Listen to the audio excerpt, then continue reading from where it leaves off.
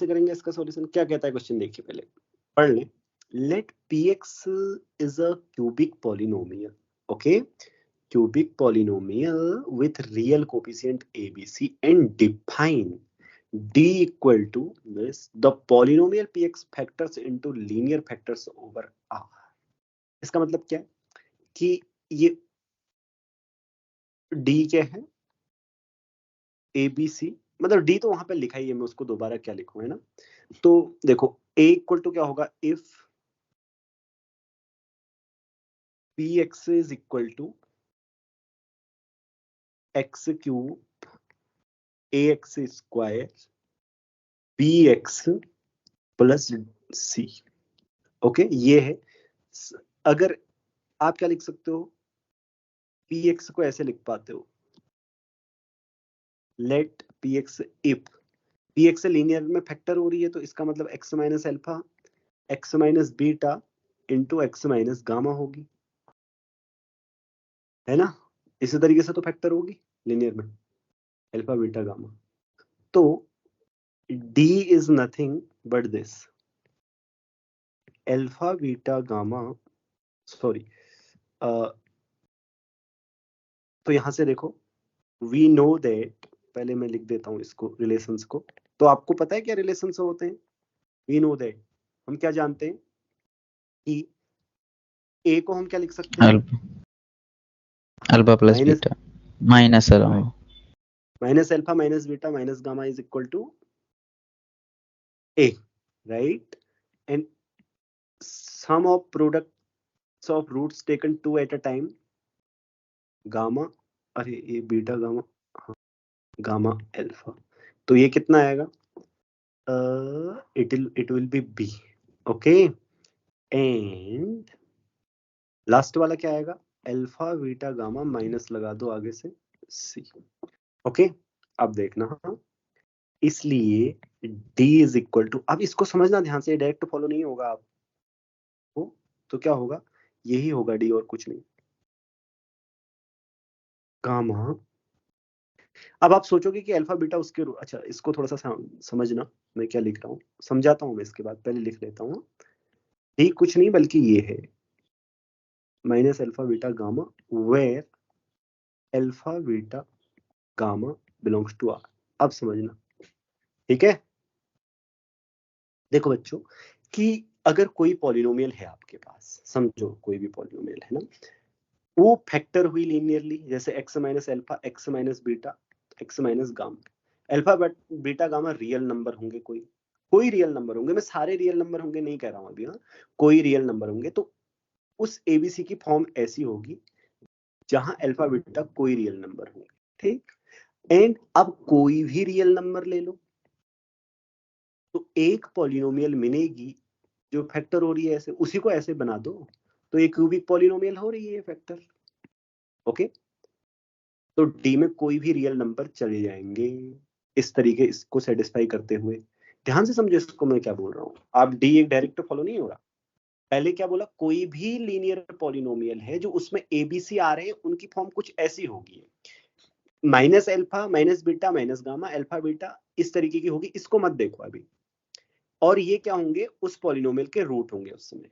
तो मैंने क्या बोला, जो पॉलिनोमियल के रूट्स होंगे वो कोई ना कोई रियल नंबर तो होंगे, और हर कोई रियल नंबर्स अगर अल्फा बीटा गामा ले लो, वो किसी पॉलिनोमियल के रूट हो सकते हैं, ठीक है। तो ये सेट ओवरऑल डी ये आएगा, इसको आप कन्विंस कर लेना इसके लिए अपने आप को। सोचो डी में इसके अलावा कुछ आ सकता है क्या, देखो एबीसी ऐसे ही होंगे, और हर किसी अल्फा बीटा गामा के लिए जब ऐसा कोई एलिमेंट होगा, तो अल्फा बीटा गामा किसी न किसी के रूट होंगे, वो मैंने आपको बता दिया। यहां तक बात क्लियर है? आप अभी बताओ फिर, किसी को आ गया तो दिमाग में। चलो मैं बताता हूँ, देखो हाँ, कभी भी किसी सेट को कनेक्टेड दिखाना है तो आपने देखा होगा ये वाली टेक्निक ना, ये वाली चीज काफी उपयोगी होती है कि किसी कनेक्टेड सेट की इमेज दिखा दो उसको under a continuous function, okay. तो डिफाइन फाई फ्रॉम कहां से, आर क्यूब से आर क्यूब में, मैं एक्स वाई जेड लिखता हूँ ताकि आपको देखने में आसानी हो, क्योंकि एक्स वाई जेड में ही देखते हो ना फंक्शन को, अल्फा बीटा गामा भी लिख सकता था। Minus x minus y minus z, x y y z z x, तो माइनस एक्स वाई जेड। ये जो मैंने फंक्शन डिफाइन किया है कंटिन्यूअस है ना, देखो ये भी फंक्शन कंटिन्यूअस है, ये भी फंक्शन कंटिन्यूअस है, ये भी फंक्शन कंटिन्यूअस है, तीनों कंपोनेंट कंटिन्यूअस है ना, as a function from R cube to R, तो ये कंटिन्यूअस फंक्शन है। Okay, phi is continuous and phi of R cube क्या है, डी। ओके, दिखाई दे रहा होगा आपको, देख लो डी तो है। आप कह रहे होंगे नहीं सर वहां अल्फा बीटा गामा है, यहाँ एक्स वाई जेड है, ऐसा तो नहीं कहोगे, मुझे पता है आप लोग नहीं कहोगे, ऐसा नहीं कहोगे ना,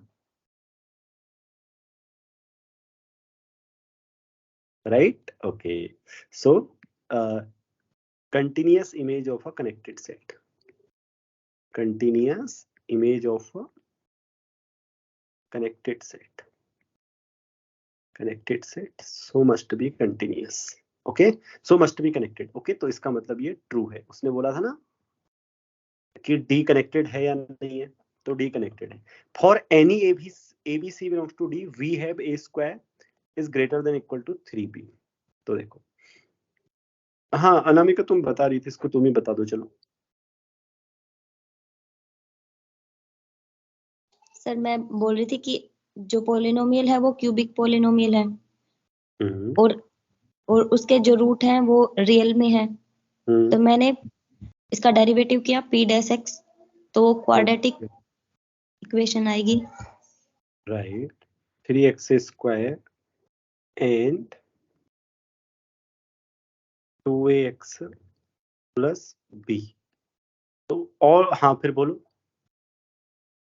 फिर इसका रूट डिस्क्रिमिनेंट फॉर्मूले से चेक करेंगे तो स्क्वायर रूट में आएगा 4a स्क्वायर माइनस 12b।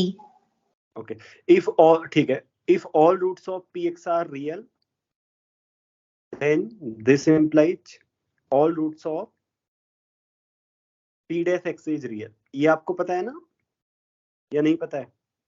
देखो अब 3 के 3 रूट डिस्टिंक्ट हुए तो बीच में 2 रूट आ जाएंगे ना, अगर 3 के 3 रूट हुए तो बीच में 2 रूट आ जाएंगे रोले की थ्योरम से। अब आप कहोगे सर 2 रूट रिपीटेड हुए, तो होने दो, 2 रूट रिपीटेड हुए तो देखो एक तो रियल रूट, हाँ 2 रूट रिपीटेड हुए और एक अलग हुआ, राइट?